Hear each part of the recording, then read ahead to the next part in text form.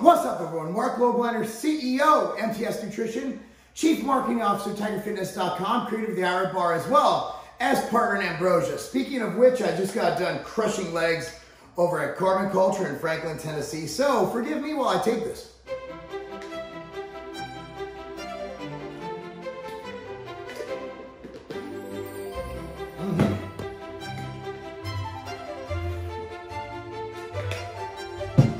To the dome. Anyway, guys, check it out. I've been training for a long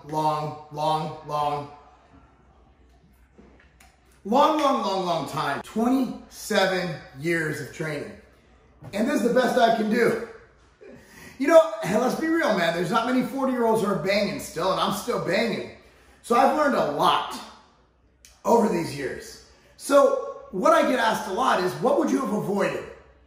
What are your top 5 mistakes as a trainer that you wouldn't make if you had to do it all over again? Now, I'll argue that I'd make them all over again because they gave me the mindset and the thought process to think through things, figure out what's wrong, and become who I am. However, how many more gains could I have made if this video was made by someone else back in 1999? However, I will say, there wasn't YouTube when I started, so congratulations, guys, you have the edge. So this is in no particular order, but the number 1 reason is not eating enough carbs. Now, since 1974, I believe, since Atkins came out with the diet revolution, the carb and no carb thing has gone in and out of vogue. Started in the 70s, died out. Started in the late 90s, died out again. In the mid 2010s, it came back, and now you're kind of seeing it fizzle out again. You're seeing a resurgence with a kind of it with the carnivore diet. Now, what I've found for most people, in fact, for old people, if macronutrients are accounted for, having not enough carbs in one's diet is deleterious to performance, meaning you don't perform as well with less carbs. Also, I find that it leads to people falling off their plan and not sticking to their program. If I see people who've been doing it for a long time, they're on a balanced diet. A diet where they're not depriving themselves of carbohydrate, of toast in the morning for breakfast. A diet where they're controlling their calories, getting an adequate protein, 1 gram of protein per pound of body weight, and getting an adequate fat, around 0.5 grams per pound of body weight per day. When I see people who use keto, they usually use it as a diet. Actually got done talking to a new client from my coaching, MarcLobliner.com is my coaching site this morning, and he's actually coming to me after being on keto. The gentleman lost over 100 pounds in the past using keto. Once he lost the weight, he came off of keto. Can you guess what happened?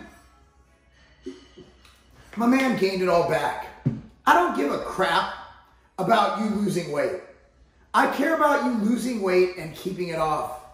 And what I've found as even an elite bodybuilder, and I say elite because I have achieved pro status. I'm obviously not Phil Heath. I'm not Brandon Curry. I'm not even Steph Curry in bodybuilding. At the end of the day, I'm a dude who takes this seriously. Not having enough carbs was one of my top mistakes. The next mistake I had is training too much. Now, I'm not going to say it's all weights. I'm saying just training in general, not taking into account my life. There were times when I was traveling. Shoot, I was traveling 300 plus days a year. And that adds to your stress. That adds to your workload.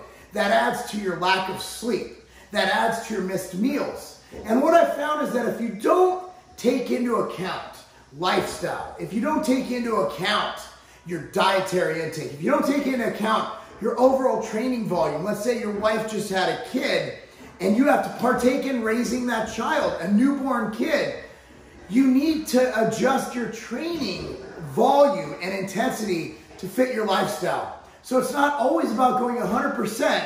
It's about going 100% based around the variables around you.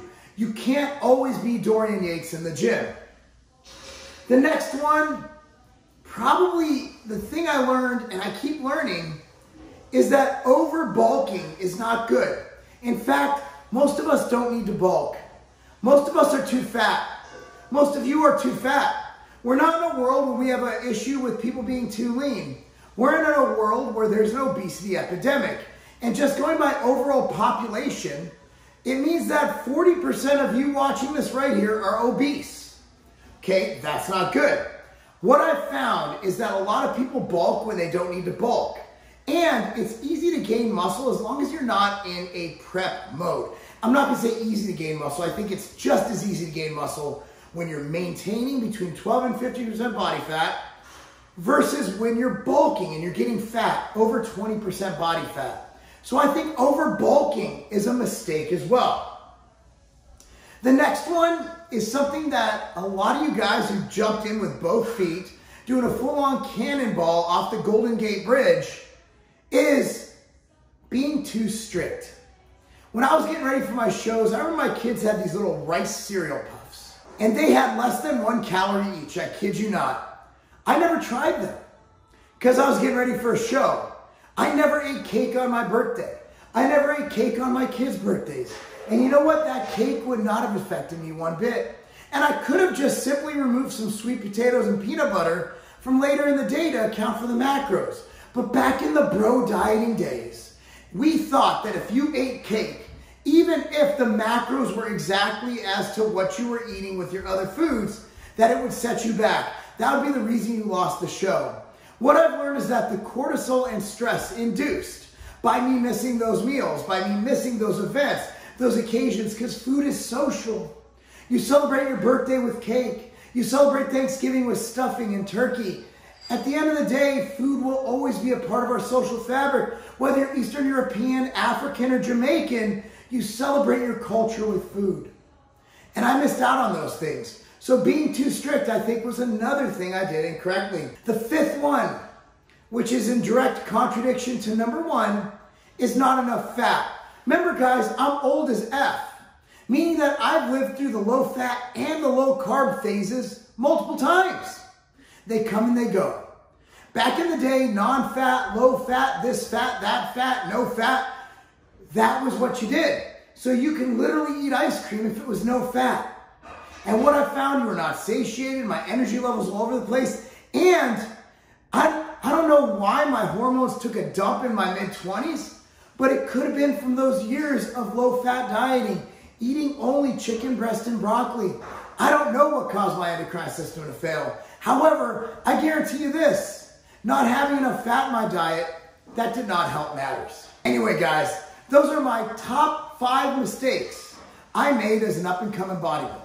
Now, if you have other mistakes, I'd like to see them. Post them in the comment section below. Be sure to like this video, share this video, follow this page, subscribe, whatever the hell you do on YouTube. Follow me on Instagram at Marc Lobliner, Facebook at Marc Lobliner, Twitter at Marc Lobliner. And again, guys, there are many more mistakes I made, but those are the ones that come to mind. Those might not be the mistakes you're making, but I'm sure you're doing at least one of those if you're on your way to your fitness goals. And if you're making one of those, stop, assess, and make it better. Thanks so much for watching, guys. That's not a game.